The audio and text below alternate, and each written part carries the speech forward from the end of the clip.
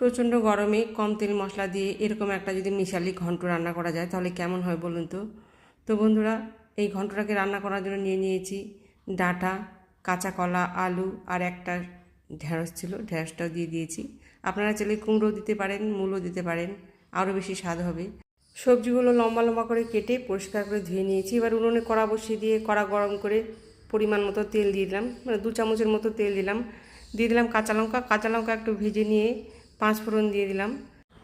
কাঁচা লঙ্কা 5 ফোড়ন ভাজা গিয়ে যখন খুব সুন্দর একটা গন্ধ বেরিয়ে আসবে তখনই দিয়ে দেবো কেটে রাখা সবজিগুলো।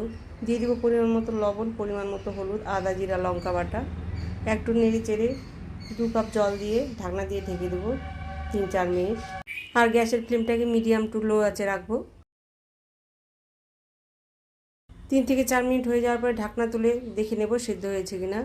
বন্ধুরা, এই রান্নাটা খুব সহজেও হয়ে যায় আর খেতেও ভীষণ ভালো লাগে। আলু, কাঁচা কলাও ভালোভাবে সিদ্ধ হয়ে গেছে, সবগুলো ভালোভাবে সিদ্ধ হয়ে গেছে। এবার আবারও একটু নেড়ে চেড়ে ভালোভাবে কষে নেব 3-4 মিনিট। 3-4 মিনিট ভালোভাবে কষানো হয়ে গেলেই দিয়ে দিব হাফ কাপের মতো জল। হাফ কাপ জল দেওয়ার পরে খুন্তি দিয়ে নেড়ে চেড়ে আবার একটু ফুটিয়ে নিয়ে উঠানোর আগে জিরা গুঁড়ো দিয়ে গ্যাসটাকে অফ করে দিব।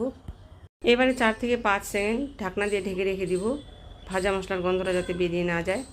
4-5 সেকেন্ড পরে গরম ভাতের সাথে সার্ভ করার জন্য রেডি নিরামিষ ঘন্ট।